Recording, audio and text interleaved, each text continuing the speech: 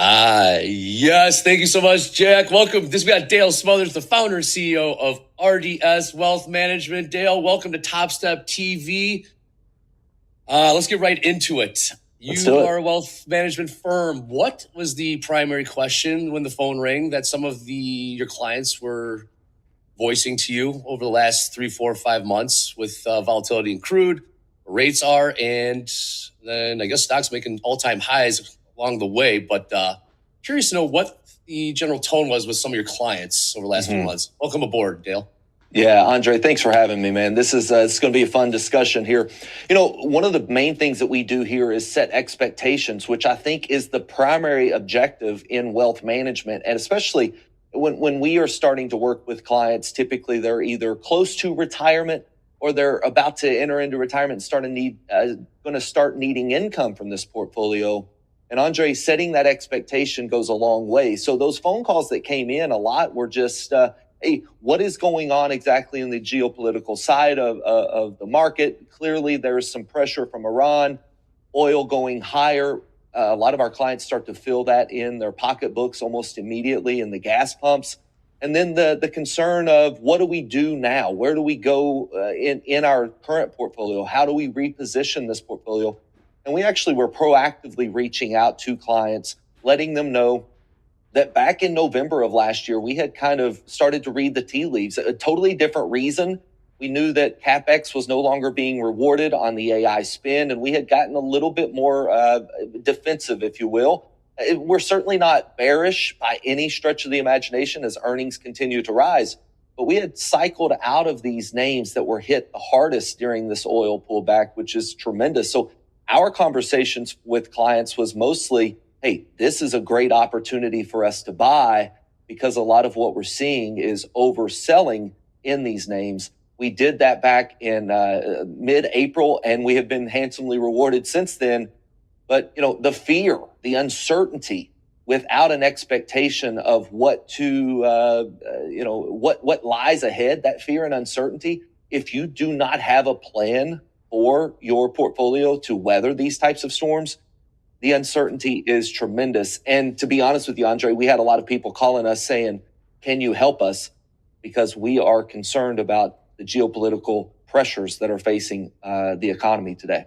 That's understandable. Well, Dale, I'm going to ask you, can you help us? Let's take a lay of the land here in the macro. Crude oil prices, obviously pulling back beneath $80 now. That's just recent.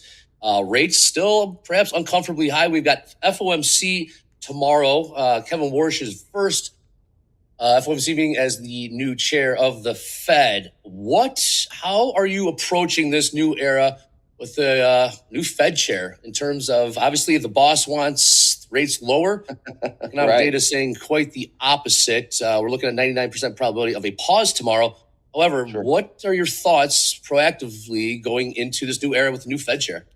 Yeah, Andre, I think the next decision that Kevin Warsh makes is a pause. I think that's almost inevitable. Now, I'll tell you, a lot of that pressure was relieved with oil going lower. We have had a pretty resilient labor market. We keep our eye on that quite a bit. The both sides of the coin that the Fed has to balance between inflation and labor. We had labor fairly strong going into this week. We had inflation potentially going to be a sticky situation. Now, there is a chance that this ugly T word, transitory inflation, could actually be the truth here if oil prices fall and continue to fall. You know, there are some that call for oil in the 70s, some in the 60s, some even lower. And, you know, much lower than 60, it starts to break the system in the other way. But if we can get $60 or $70 a barrel of oil, I don't think inflation is nearly as big of an issue for Kevin Warsh to attack. And he's made it clear that he's okay with the economy running a little bit hot and not adjusting interest rates to cool it down per se.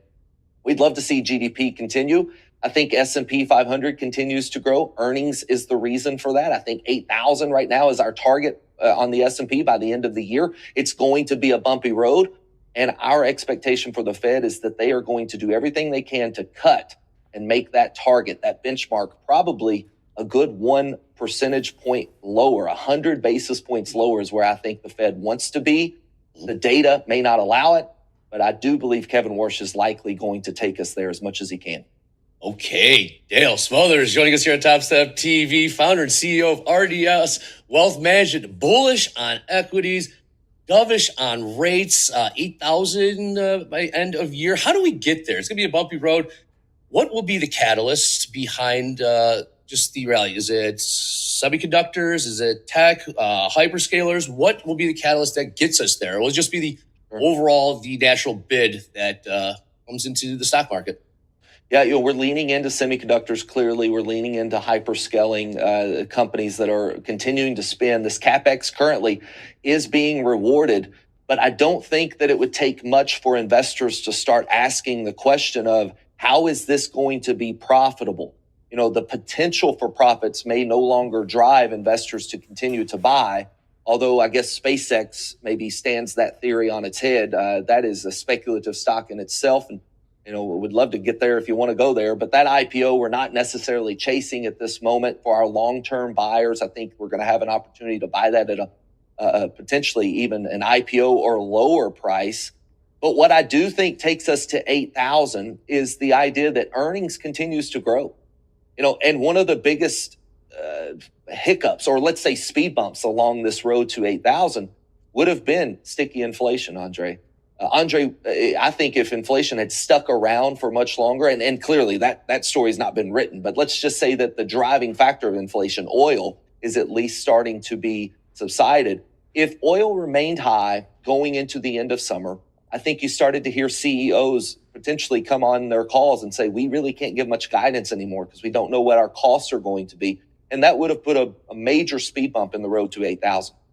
8,000, in our opinion, happens on the backs of the overall index. I'd love to see it broaden out into financials.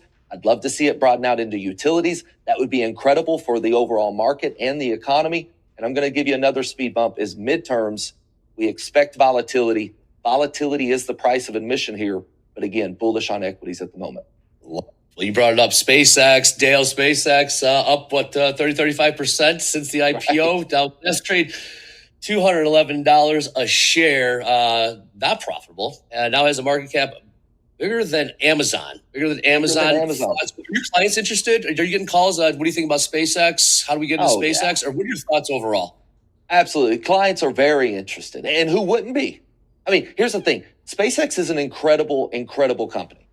We actually just did a podcast for listeners where we talked specifically about SpaceX and how it is not like buying Amazon as a bookstore. Back in the day, you think, if I could have bought Amazon when it was just a bookstore. SpaceX has been around for 24 years. Mm-hmm. So the idea that there's been a lot of money already plowed into SpaceX, a lot of money already been made, per se, in SpaceX, and the instant that we see this lockup end for insiders, I think there's going to be some significant volatility. So we've got a ton of interest in SpaceX, but we're doing everything we can to hold the bridles back. And I'm going to tell you, Andre, fear of missing out is real. We feel it here. It's not something that we have to, we have immunity to. But I have to believe that fundamentals come to a name like SpaceX over hype. And clearly, you can't bet against Elon Musk, but we could be 5 years away from being a profitable company with SpaceX. And it takes one explosion on the launch pad to make everything explode, or a potential profit-taking event that makes retailers start selling before everyone else gets out. We believe SpaceX is a great company, but we cannot confuse a great company with a great stock if the price is too high at the moment. And we are big believers in SpaceX long-term. We just think we're going to get a better price on it.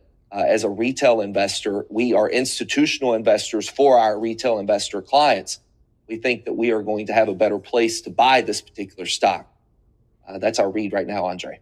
Dale, I'll bring in the heat. So patience, just like we are as day traders. Patience. I didn't, you guys get FOMO as well? That's interesting. Didn't think you guys got FOMO, sure. But here we are. With that being said, all right, last question for you here, Dale. That went by fast. Again, founder and CEO of RDS Wealth Management. If the people, they're asking, they're loving you in the chat, where can the folks find more Dale, more RDS Wealth Management out there on the interwebs if they so choose, Dale? Yeah, we have a YouTube page. You can look up Dale Smothers. You can look up RDS Wealth Management, or you can look up The Retirement Matters. This is probably a good time to bring in my marketing director because I don't know exactly the name of that particular YouTube page. But Retirement Matters is our podcast. The Retirement Matters podcast, you can find that on any podcast streaming service. Clearly, you can navigate to our website, rdswealth.com. And I'm going to tell you, we do a lot of national TV, if you will, and a lot of that's put on our YouTube page. If someone's interested in maybe learning a little bit more about our philosophy, I think that YouTube page would be the best place to land. But at the end of the day, our philosophy is very simple. We know that as we start to work with clients, Andre, losses hurt those clients more than gains help those clients, because we are in this wealth management and preservation mode with the majority of our clients. And I have been blessed to be able to do this for nearly 2 decades now. And I realize that truth to be 100% the number one rule: don't lose money. Warren Buffett says number 2 rule is don't forget rule number 1. 100%. And you tie a beautiful knot on that tie, if I may say so myself. Thank you so much, Dale. We're going to cut to a quick break for more trading cliches, and we'll bring back the gang after this. Dale, Smothers, thank you so much. We'll see you again soon. See you, Andre. Let's go to a quick break, and we'll be back on the other side of it.